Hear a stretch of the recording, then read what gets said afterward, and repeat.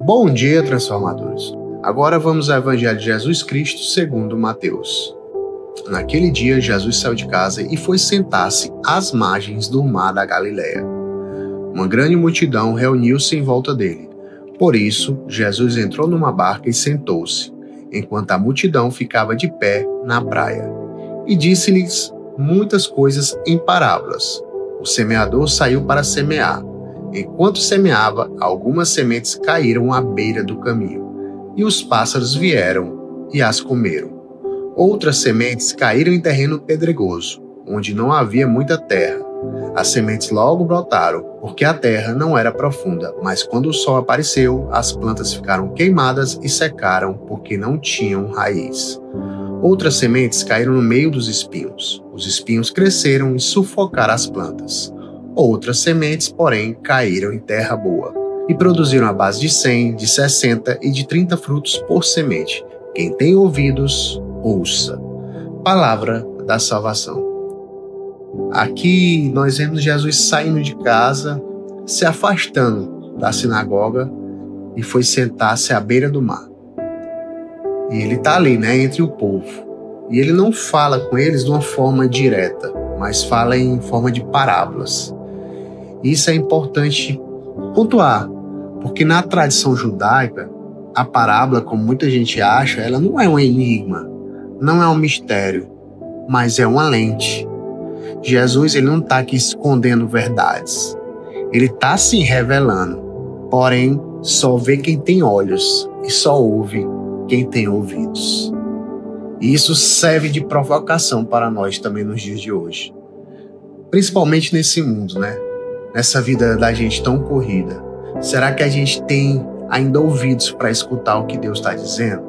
Ou já está tudo tão barulhento aqui dentro de nós que a palavra dele nem sequer encontra espaço? Jesus diz que o semeador saiu para semear. E ele não escolheu o terreno, ele semeia. Mesmo sabendo que algumas sementes vão se perder, ele semeia com liberdade, com generosidade, com misericórdia.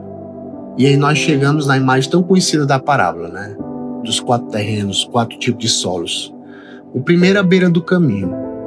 E segundo São Hilário, esse tipo de solo ele representa quem está fora da igreja, fora da comunhão, fora da escuta, da intimidade com Deus, dos sacramentos.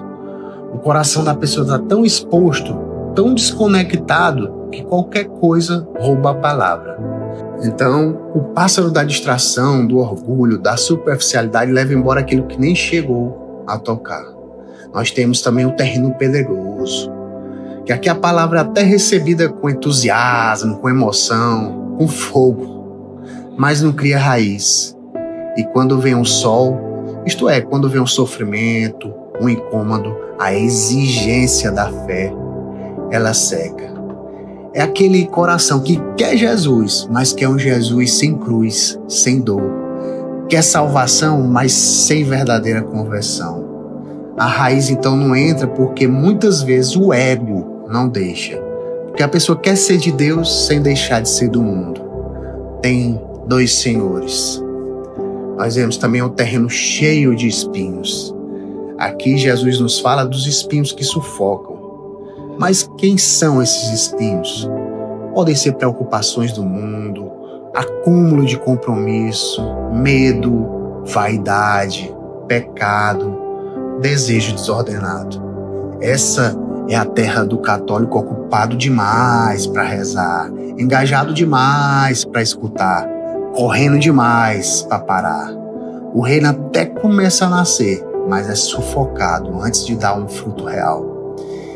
Isso é algo que me dói dizer, mas eu acredito que esse tipo de solo seja o mais comum dentro da nossa igreja. E por fim, nós temos a terra boa. É aqui que a palavra brota, cria raiz, cresce e frutifica. Mas presta atenção, aqui não há uma promessa de uma produtividade igual. Algumas sementes dão 100, outras 60, outras 30. O importante, minha gente, não é a quantidade, é a disponibilidade. Porque quem é terra boa sabe que não nasceu pronto. Foi cultivado, preparado, ser terra boa não é questão de perfeição, é questão de humildade, de escuta, de acolhida. A parábola fala do semeador, fala da semente, fala do solo, mas ela não fala do que acontece depois. Mas você só quer ser solo ou você quer virar semeador também? Jesus aqui, ele não conta essa parábola para a gente se acomodar em ser terra boa.